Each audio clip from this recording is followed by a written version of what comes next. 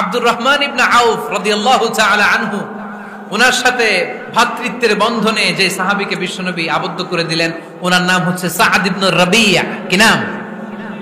মদিনার অনেক বড় ব্যবসায়ী। বিশ্বনবী বললেন, ও আব্দুর রহমান ইবনে আউফ, সম্পদ ছেড়ে দিয়ে, পরিবার ছেড়ে দিয়ে, স্থাবর অস্থাবর সব ছেড়ে দিয়ে আল্লাহ রাসূলের ভালোবাসায় মক্কা থেকে মদিনায় এসেছো। মদিনায় তোমার চিন্তা নাই, সাদ ইবনুর রবিকে আমি তোমার ভাই বানিয়ে দিলাম। সাদ ইবনুর রবি তোমার আপন ভাইয়ের মতো।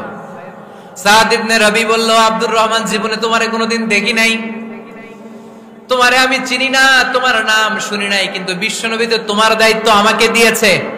আমার চেয়ে বড় ধনী এই মদিনার মধ্যে দ্বিতীয় কেউ নাই। আজ থেকে তুমি আমার ভাই, আজ থেকে তুমি আমার কি? আল্লাহ আমাকে যত সম্পত্তি দান করেছে তার অর্ধেক সম্পত্তি আমি তোমার নামে দিয়ে দিলাম।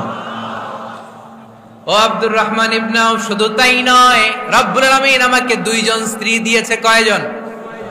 তুমি দেখো আমার কোন স্ত্রীকে তোমার বেশি ভালো লাগে, যার নাম তুমি বলবে সাথে সাথে আমি তারে তালাক দিয়ে দিব। তার ইদ্দত পালন শেষে তুমি তাকে বিয়ে করে তোমার সাথে নিয়ে যাবা। সুবহানাল্লাহ পড়েন। কারণ বিশ্বনবী তোমার দায়িত্ব আমার কাছে দিয়েছে, তুমি আমার ভাই, আমি মদিনার সবচেয়ে বড় ধনী, আমার অর্ধেক সম্পদ আমি তোমারে দিয়ে দিব, আমার দুই স্ত্রীর এক স্ত্রীকে তোমারে দিয়ে দিব। সাইয়েদনা আব্দুর রহমান ইবনে আউফ এই কথা শুনে অবাক হলেন। অবাক হয়ে উনিও এক অবাক কথা বললেন। উনি বললেন, লা হাজাতা লি ফি ইয়া আখি, ও আমার প্রাণের ভাই, তোমার কথা শুনে আমার হৃদয়টা ভরে গিয়েছে, কিন্তু তোমার সম্পদেরও দরকার আমার নাই, তোমার স্ত্রীরও দরকার আমার নাই। বারাকাল্লাহু ফি মালিক ওয়া লি আহলিক, আল্লাহ তোমার মালেও বরকত দেখ, তোমার সম্পদেও বরকত দেখ। তুমি শুধু একটু কষ্ট করবা। কি কষ্ট? দুল্লানি আলা সুক, show me the way to the market. তুমি মদিনায় কোনো মার্কেট আছে কিনা, শপিং মল আছে কিনা, ব্যবসা প্রতিষ্ঠান আছে কিনা আমারে দেখায় দাও। সুবহানাল্লাহ পড়ো। আমরা হইলে কি করতাম? লক্ষ্মীপুরে যারা আসছে এদের একজনকে যদি বলা হয়, ভাই আপনি এখন থেকে লক্ষ্মীপুরের ভাই, আমার অর্ধেক সম্পদ আপনারে দিয়ে দেব, কি করবে? পায়ের উপর পা তুলে খাবে আর বলবে, কি আনন্দ আকাশে বাতাসে। ঠিক কিনা? এরপর যদি বলি, ভাই আমার দুই বউ, যেটারে সুন্দর লাগে বলেন তালাক দিয়ে দেই, নিয়ে যান, কি বলবে? কি আনন্দ আকাশে বাতাস। আল্লাহ রাসূলের সাহাবী আব্দুর রহমান ইবনে আউফ বললেন, লা হাজাতা লি ফি, আমার দরকার নাই। দুল্লানি আলা সুক, just show me the way to market. এখানে মার্কেট কই আছে দেখায় দাও। অবাক হয়ে গেলেন সাদ বিন রবি, বললেন, ও আব্দুর রহমান ইবনে আউফ, ঠিক আছে, তুমি যদি নিতে না চাও তোমারে আমি জোর জবরদস্তি করব না। শুনে রাখো, মদিনাতে ইহুদিদের কয়নুকার একটা বাজার আছে। এই কথা বলার সাথে সাথে আব্দুর রহমান ইবনে আউফ চলে গেলেন। এর পরের দিন অল্প কিছু পনির আর ঘি দিয়ে ব্যবসা শুরু করলেন। পনির আর ঘিয়ের ব্যবসা করতে করতে করতে করতে ব্যবসায় তিনি এত লাভ করলেন, উনি বললেন, আমি যদি কখনো মদিনার বালুর মধ্যে হাত দিতাম, ওই বালুটারও সোনা বানায় দিত কে? দুল্লানি আলা সুক। লক্ষ্মীপুরের কর্মঠ যুবক ভাইরা, এই আব্দুর রহমান ইবনে আউফ আমাদের প্রেরণা। উনি অন্যের ঘাড়ে পাড়া দিয়ে খেতে চায় নাই, আরেকজনের উপর ডিপেন্ডেন্ট বা নির্ভরশীল হতে চায় নাই। তিনি স্বাবলম্বী হওয়ার শিক্ষা, লেসন কিয়ামত পর্যন্ত গোটা বিশ্বের যুবকদের জন্য রেখে গিয়েছে। চিল্লায় বলো ঠিক কিনা? দুল্লানি আলা সুক, show me the way to market. Market কোথায় দেখাও। পনির আর ঘি নিয়ে ব্যবসা করতে করতে কয়েক মাসের ব্যবধানে ইতিহাস সাক্ষী, সাইয়েদনা আব্দুর রহমান ইবনে আউফ মদিনার বিশাল বড় বিজনেস ম্যাগনেটে পরিণত হয়ে গেলেন। চিল্লায় পড়েন আল্লাহু আকবার। এজন্য ব্যবসার ভিতরে বরকত ঢুকিয়ে দিয়েছে কে? বিষ্ণু বললেন, আত-তাজিরা সাদুকাল আমিন মা'আন নাবিয়্যিন ওয়াস সিদ্দীকিন ওয়াস শুহাদা'i ওয়াস সালিহিন। আমানতদার ব্যবসায়ী, তারা সাধারণ কোনো মানুষ নয়, কিয়ামতের দিন নবীদের সাথে হাসর হয়ে যাবে। আপনারা যারা ব্যবসা করেন, এটা সাধারণ বিষয় নয়। বিষ্ণু ইসলাম নিজেও ব্যবসায়ী ছিলেন। ওনার জীবনের প্রথমে তিনি খাদিজা রাদিয়াল্লাহু তাআলা আনহার ব্যবসার স্টাফ হয়ে কাজ শুরু করেছেন, এরপর নিজে ব্যবসা শুরু করেছেন। এরপরে খাদিজাতুল কুবরা রাদিয়াল্লাহু তাআলা আনহা সব সম্পত্তি বিয়ের পরে বিশ্বনবীর পায়ের সামনে ঢেলে দিয়েছেন। বললেন, ইয়া রাসূলুল্লাহ, এই সম্পদ আমি আপনাকে দিয়ে দিলাম, আপনি ইচ্ছামতো দিনের প্রয়োজনে খরচ করেন। সুবহানাল্লাহ পড়েন। এজন্য বিষ্ণু ইসলাম আমাদের জন্য উপমা, আব্দুর রহমান ইবনে আউফ আমাদের জন্য উপমা। যারা ব্যবসা করেন তারা বিষ্ণু ইসা ইসলামের সুন্নাহ পালন করছেন। আর তাজের সাদুক আল আমিন, বিষ্ণু বললেন সত্যবাদী আমানতদার ব্যবসায়ী, যে ব্যবসা করতে যে মিথ্যা কথা বলে না। অনেক ব্যবসায়ীরা আছে পণ্য চালানোর জন্য মিথ্যা কথা বলে আর কসম কাটে, আছে না নাই? আহা, এমনটা করা যাবে?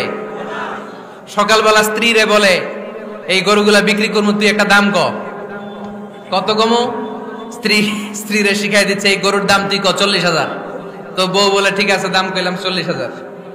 তো এরপরে বাজারে যখন গরু বিক্রি করতে যায়, একজন যখন বলে যে ভাই এটা 30,000 টাকা দিয়ে কিনবো, কয় ভাই আল্লাহর কসম সকালে একজন 40,000 দাম কইছে, আমি দেই নাই। আছে না নাই? কৌশল করে, বউরে শিখাইছে সকালে, কই তুই দাম কর 40,000। তো বাজারে যে সকালে একজন দাম করছে, দাম করে কইছে 40,000 দেই নাই, আপনারা 30,000 কেমনে দেই? এরকম ডাকাইত আছে না নাই? আলহামদুলিল্লাহ লক্ষ্মীপুরে এরকম লোকজন নাই। আরে নাই, আমি কই নাই, এরা কই আছে। লক্ষ্মীপুরের মানুষ খুব ধার্মিক, আমি জানি। লক্ষ্মীপুর, নোয়াখালী, ফেনী এই বেল্টের লোকজন খুব আল্লাহওয়ালা। এদের মধ্যে আল্লাহওয়ালার সংখ্যা বেশি, এখানে আলেম ওলামা বেশি, এখানে মসজিদ মাদ্রাসা বেশি। এই জন্য এই জেলাগুলোতে আল্লাহর রহমতও বেশি। আল্লাহ তুমি এই জেলার ছেলেবেলাদেরকে, এই জেলার লোকদেরকে তুমি কবুল করো, মা বোনদেরকে তুমি কবুল করো। সম্মানিত ভাইয়েরা, খেটে খাওয়া মানুষকে বিশ্বনবী অনেক সম্মান করতেন। বিষ্ণু ঈসা ইসলাম খেটে খাওয়া মানুষদেরকে এত ভালোবাসতেন, বিদায় হজের মতো এত গুরুত্বপূর্ণ ভাষণও এই মেহনতি মানুষদের কথা বাদ যায়নি। সুবহানাল্লাহ পড়বেন না? দিনটা ছিল জুমাবার। বিষ্ণু ঈসা ইসলাম আরাফাতের ময়দানে দাঁড়িয়ে ঐতিহাসিক একটা ভাষণ দিলেন। এই ভাষণের নাম হলো বিদায় হজের ভাষণ। এই বিদায় হজের ভাষণেও খেটে খাওয়া মানুষের কথা বিশ্বনবী বাদ দেয় নাই। বিশ্বনবী বলেছেন আরিক্কাকুম, খবরদার অধীনস্থ কর্মচারীদের সাথে খারাপ আচরণ করো না। আতঈমুহুম মিম্মা তাকুলুন ওয়াকসুহুম মিম্মা তালবিসুন, খবরদার মনে রেখো তোমরা যা খাবে তোমাদের অধীনস্থ কর্মচারীদেরও তা খাওয়াবে, তোমরা যা পড়বে তাদেরও তা পড়াবে। বিশ্বনবী শেষ নিঃশ্বাস ত্যাগ করে যাওয়ার আগে যেই কয়েকটা কথা বলেছিলেন তার মধ্যে মেহনতি মানুষদের জন্য কথা আছে না নাই? বিষ্ণু ঈসা ইসলাম যখন শেষ নিঃশ্বাস ত্যাগ করবেন, তিনি বলেছিলেন আসসালাত আসসালাত, উম্মতেরা নামাজ নামাজ, নামাজ ছেড়ে দিও না, নামাজ তরক করো না, নামাজ কাজা করো না। আর বলেছিলেন অমা মালাকাত আইমানুকুম, অধীনস্থ কর্মচারীদের সাথে খবরদার খারাপ আচরণ করো না।